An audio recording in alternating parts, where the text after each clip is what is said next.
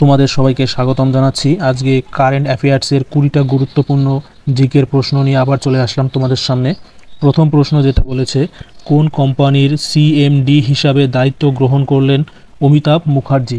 অর্থাৎ অমিতাভ মুখার্জি নিচের কোন কোম্পানির সিএমডি হিসাবে দায়িত্ব গ্রহণ করলেন? তো এই প্রশ্নের সঠিক উত্তর হয়ে যাচ্ছে এ নম্বর, এনএমডিসি লিমিটেড। তাহলে এনএমডিসি লিমিটেডের নতুন সিএমডি হিসাবে দায়িত্ব গ্রহণ করলেন অমিতাভ মুখার্জি। পরের প্রশ্ন যেটা বলেছে, এবং এই প্রশ্নটা খুবই গুরুত্বপূর্ণ একটা কারেন্ট অ্যাফেয়ার্সের দিকে, শিশুদের নিয়মিত টিকাদান ডিজিটালভাবে পর্যবেক্ষণ এবং উন্নত করতে র্যাপিড ইমিউনস্টেশন স্কিল এনহ্যান্সমেন্ট অ্যাপ চালু করলো কোন রাজ্য? অর্থাৎ শিশুদের টিকা যে দেওয়া হয় সেই টিকাটাকে ডিজিটালভাবে পর্যবেক্ষণ এবং উন্নত করতে র্যাপিড ইমিউনস্টেশন স্কিল এনহ্যান্সমেন্ট অ্যাপ চালু করলো উত্তরপ্রদেশ। তাহলে সঠিক উত্তর হয়ে গেল এই নম্বরটি। পরের প্রশ্ন যেটা বলেছে, ইওয়াই এন্টারপ্রিনিওর অফ দ্য ইয়ার 2024 নির্বাচিত হলেন কোন কোম্পানির প্রতিষ্ঠাতা এবং সিইও? নিথিন কামান। অর্থাৎ ইওয়াই এন্টারপ্রিনিওর অফ দ্য ইয়ারে নিযুক্ত হলেন বা নির্বাচিত হলেন যে কোম্পানির সিইও এবং প্রতিষ্ঠাতা নিথিন কামান, সেটা হলো জেরোধা। তাহলে ডি নম্বরটা হয়ে গেল সঠিক উত্তর। এখান থেকে প্রশ্নটা এভাবেও ঘুরিয়ে দিতে পারে যে নিথিন কামান কোন কোম্পানির সিইও এবং প্রতিষ্ঠাতা? তাহলে সঠিক উত্তর হয়ে যাবে জেরোধা। পরের প্রশ্ন যেটা বলেছে, Australia India sports excellence forum অনুষ্ঠিত হলো কোথায়? অর্থাৎ Australia India sports excellence forum অনুষ্ঠিত হলো যেখানে, সেটা হচ্ছে গান্ধীনগর। তাহলে এই নম্বরটা হয়ে গেল সঠিক উত্তর। পরের প্রশ্ন যেটা বলেছে, প্র্যাগিউ চেস মাস্টার্স 2025 টাইটেল জিতলেন কে? অর্থাৎ প্র্যাগিউ চেস মাস্টার্স 2025 এই টাইটেল বা খেতাবটি জিতলেন অরবিন্দ চিদাম্বরম। তাহলে এই নম্বরটা হয়ে গেল সঠিক উত্তর। পরের প্রশ্ন যেটা বলেছে, কোন ব্যাংকের ব্র্যান্ড অ্যাম্বাসিডর হিসাবে নিযুক্ত হলেন বলিউড অভিনেত্রী বিদ্যা বালান? অর্থাৎ কোন ব্যাংকের বা নিচের কোন ব্যাংকের ব্র্যান্ড অ্যাম্বাসিডর হিসাবে নিযুক্ত হলেন অভিনেত্রী বিদ্যা বালান? তো এই প্রশ্নের সঠিক উত্তর হয়ে যাচ্ছে সি নম্বর, ফেডারেল ব্যাংকের ব্র্যান্ড অ্যাম্বাসিডর হিসাবে নিযুক্ত হলেন বিদ্যা বালান। পরের প্রশ্ন যেটা বলেছে, মহিলাদের আর্থিক নিরাপত্তা বৃদ্ধির জন্য ইনসিউরিং হেরোডস ক্যাম্পেইন শুরু করলো কোন কোম্পানি? অর্থাৎ মহিলাদের আর্থিক নিরাপত্তা বৃদ্ধি করার জন্য ইনসিউরিং হেরোডস নামে একটি নতুন ক্যাম্পেইন লঞ্চ করলো ফোনপে কোম্পানি। তাহলে সঠিক উত্তর হয়ে যাচ্ছে বি নম্বর। পরের প্রশ্ন যেটা বলেছে, সম্প্রতি কোথায় সি ড্রাগন 2025 নামে একটি বহুপাক্ষিক সামুদ্রিক যুদ্ধ মহড়া পরিচালনা করলো ভারতীয় নৌবাহিনী? ভারতীয় নৌবাহিনী সম্প্রতি সি ড্রাগন নামে একটি নতুন বহুপাক্ষিক সামুদ্রিক যুদ্ধ মহড়া পরিচালনা করলো এবং সেটা হচ্ছে গুয়ামে। তাহলে সি নম্বরটা হয়ে গেল সঠিক উত্তর।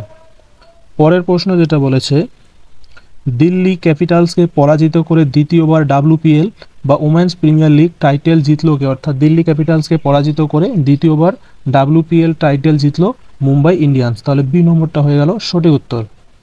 পরের প্রশ্ন যেটা বলেছে, বিশ্ব জুনিয়র দাবা চ্যাম্পিয়নশিপ জিতলেন কে? অর্থাৎ সম্প্রতি বিশ্ব জুনিয়র দাবা চ্যাম্পিয়নশিপ জিতলেন প্রণব ভেঙ্কটেশ। তাহলে এ নম্বরটা হয়ে গেল সঠিক উত্তর। পরের প্রশ্ন যেটা বলেছে, ইরানকে পরাজিত করে এশিয়ান ওমেন্স কাবাডি চ্যাম্পিয়নশিপ 2025 জিতল কে? অর্থাৎ সম্প্রতি ইরানকে পরাজিত করে এশিয়ান ওমেন্স কাবাডি চ্যাম্পিয়নশিপ 2025 জিতল ভারত। তাহলে ডি নম্বরটা হয়ে গেল সঠিক উত্তর। পরের প্রশ্ন যেটা বলেছে, এবং এই প্রশ্নটা খুবই গুরুত্বপূর্ণ, all India woman advocates conference অনুষ্ঠিত হলো কোথায়? অর্থাৎ সর্বভারতীয় মহিলা যে অ্যাডভোকেটস রয়েছে তাদের কনফারেন্স অনুষ্ঠিত হলো নতুন দিল্লি বা নিউ দিল্লিতে। তাহলে এই নম্বরটা হয়ে গেল সঠিক উত্তর।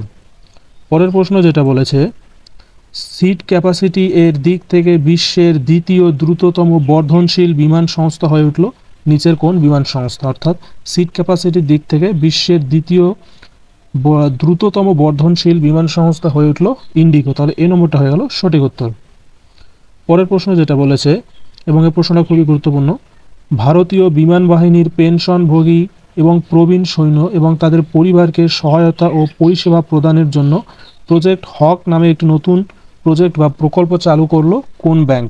তো এই প্রশ্নের সঠিক উত্তর হচ্ছে HDFC bank. HDFC bank project হক নামে একটি নতুন প্রকল্প চালু করলো ভারতীয় বিমান বাহিনীর যে সৈন্যরা কাজ করে তাদের এবং তাদের পরিবারের জন্য।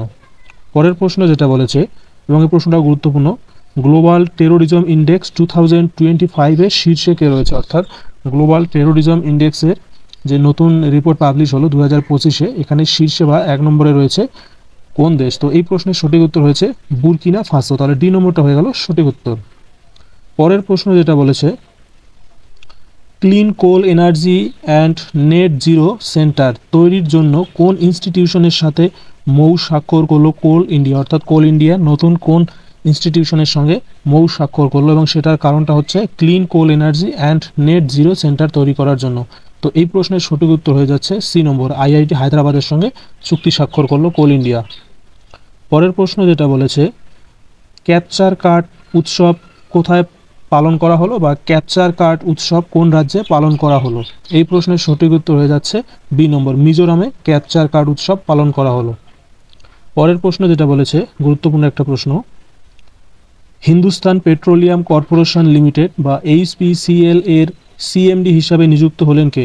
অর্থাৎ হিন্দুস্তান পেট্রোলিয়াম কর্পোরেশন লিমিটেডের সিএমডি হিসাবে নিযুক্ত হলেন বিকাশ কৌশল, তাহলে এ নম্বরটা হয়ে গেল সঠিক উত্তর। পরের প্রশ্ন যেটা বলেছে, কোচিং ইনস্টিটিউশনগুলিকে নিয়ন্ত্রণ করার জন্য একটি বিল অনুমোদন করলো কোন রাজ্যের মন্ত্রিসভা? অর্থাৎ কোন রাজ্যের মন্ত্রিসভা ওই রাজ্যের কোচিং ইনস্টিটিউশনগুলিকে নিয়ন্ত্রণ করার জন্য একটি বিলের অনুমোদন বা বিল পাশ করলো? এই প্রশ্নের সঠিক উত্তর হয়ে যাচ্ছে বি নম্বর, রাজস্থান। পরের প্রশ্ন এবং আজকের শেষ প্রশ্ন, world para athletics grand Prix 2025 অনুষ্ঠিত হলো কোথায়? অর্থাৎ world para athletics grand Prix 2025 অনুষ্ঠিত হলো নতুন দিল্লিতে, তাহলে সি নম্বরটা হয়ে গেল সঠিক উত্তর। এই ছিল আজকের 20টা কারেন্ট অ্যাফেয়ার্সের জিকে।